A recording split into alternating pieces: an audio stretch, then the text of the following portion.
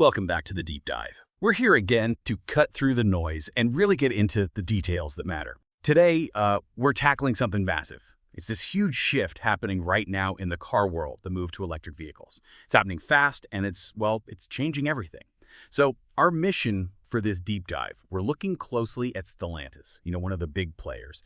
We're examining their recent choices, especially this big partnership they've struck with Leapmotors. We really want to unpack what these moves mean. Like, what are the risks when you're maybe a bit short-sighted in a market that's just evolving like crazy? And what does it signal for, the future of making cars? We got a couple of key sources guiding us today. There's an article digging into Leapmotor, how they've grown, and this Stellantis deal. And then there's this other piece, pretty critical actually, called The Peril of Short-Sightedness in Automotive Innovation.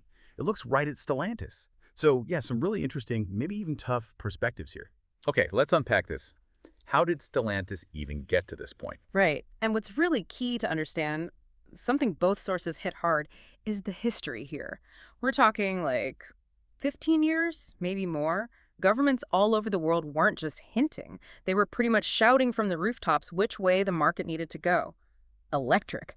I mean, you had tighter emission rules like the Euro standards, getting stricter and stricter on petrol and diesel, plus loads of incentives for buyers, money for charging stations. I mean, the signals were crystal clear. Policy, money, it all pointed one way. Okay, so if it was that obvious for that long, why does it seem like Stellantis kind of just covered its ears? What was the thinking there, according to the sources? Well, the rationale reported really seems to boil down to convenience. And let's be honest, short-term cash. Making internal combustion engine cars, ICE cars, was just, easier for them. The factories were set up, the designs were done, the supply chains were humming. It was all paid for, basically. So minimal new investment needed. The watchword, as one source puts it, was just delay. Delay EVs as long as possible. Maximize the money coming in from the old tech right now. Don't worry too much about diverting funds to this electric thing that felt maybe uncertain to them. It was all about today's numbers. And I guess delaying like that, well, that has consequences, doesn't it? Especially when the rest of the market starts moving. What happened then? Oh, absolutely. Huge consequences. While Stellantis was, trying to squeeze the last drops out of the ICE market, you had Tesla, which didn't have any old ICE business to worry about, just storming ahead with innovation. And then, boom, this massive wave of Chinese car makers. They had government backing, they focused hard on batteries, on cost.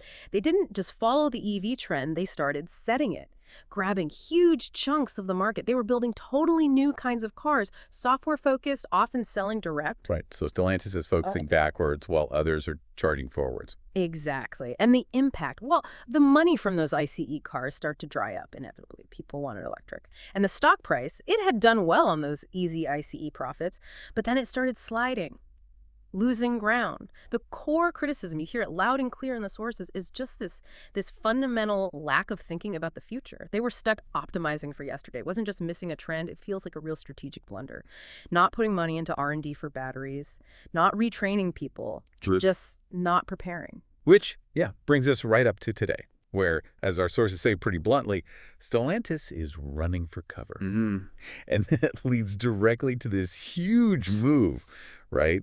Buying almost half of Leapmotors feels reactive. It's definitely a big move, yeah. The sources acknowledge that. It is significant. But the criticism is also there, that this shows they're still choosing the simplest way instead of buckling down and building something great themselves, With their own engineers, their own ideas, it reads more like buying a solution off the shelf because they didn't build one. Quick access to an EV platform, the tech, the supply chain, without the years of hard work. So it's less about visionary innovation and more about plugging a gap. That's how it's presented, yes. And the stated reason they give, it kind of backs that up. Yeah. The sources highlight it's explicitly, quote, to protect itself in case the demand for internal combustion cars falls and that for electric cars increases. Okay. It's like an insurance policy. A quick fix to get something in the EV game. But does it solve the underlying issue? Like the lack of deep internal EV know-how or groundbreaking battery tech within Stellantis? Maybe not. Leap brings stuff to the table, sure, but it's not homegrown innovation. And that really tees up this almost exasperated question from the sources. I mean, you can always hear the frustrations. Like, hang on, they got government money for years, right? Decades even. Yeah. So why didn't they use that? Why didn't they start building their own EE platforms, research new batteries, maybe stuff that doesn't need lithium, show some of that famous Italian ingenuity? It feels like a massive missed chance. Yeah, and that hits on this deeper question about leadership, doesn't it? About long-term vision. The sources are pretty harsh on top management, saying, look, if the CEO's main goal is just juicing the stock price today by milking old ICE tech, then yeah, it really looks like thinking only of the present without worrying about the future. That focus on quarterly results. They can be poison when your whole industry is changing fundamentally. It suggests maybe a lack of courage, to make those big, expensive bets on the future that might not pay off immediately. And the cost isn't just financial, is it? It's reputation. It's pride. I mean, that quote from one source is brutal. What kind of impression do we make when we read, perhaps Leapmotors will say Stellantis? Shouldn't there be a minimum of shame? Wow. That lands hard, especially when you remember, like you said, governments, left, right, didn't matter, poured subsidies into Fiat, then Stellantis for ages. The expectation was they'd be a leader, right? An innovator, a national champion almost. Seems like there's a real sense of letdown. Definitely. And the sources really hammer this point. What have you done for the last 20 years? Where were you? Didn't you see electric was coming? You just kept churning out Euro 4, 5, 6, 7. But why? It's not just about being late to the party. It's framed as this long, drawn-out misread of where everything was headed. Despite all the signs, like those emission standards pushing for cleaner tech, it suggests they were just tweaking the old stuff instead of genuinely preparing for the new. A real lack of proactive strategy. Okay, but is it fair to just blame the CEOs? They come and go, right? Maybe they are focused on short-term wins, keeping the existing lines running because it's easy profit. But what about the owners? The people behind the scenes, the long-term shareholders? Don't they have some responsibility here? Shouldn't they be demanding a long-term vision, pushing the CEOs to actually invest in the future, not just manage the present decline? It feels like a question of ownership oversight, too. That's a really crucial point. Where does the buck ultimately stop for long-term strategy? So, okay, let's bring it back. Why should someone listening right now care about Stellantis' choices? It's just one company, right? Well, no. This is about the future of how we all get around. It's about jobs, huge numbers of jobs globally. It affects what our cities look like. And maybe most directly for you, it affects what cars you'll actually be able to choose from down the road. Will we still have lots of options from names we know, or will it be dominated by just a few players who got the future right? Yeah, and one source makes this really stark comparison. Think about mobile phones. Remember Nokia, Motorola? They were giants. But the future, as the source says, became the prerogative of China and America. Apple, Samsung, then all the Chinese brands. Yeah. They didn't just improve old phones, they totally changed the game. And the companies that didn't adapt, they got left behind badly, sometimes disappeared completely. The suggestion is the car industry, especially EVs, is heading down that exact same path.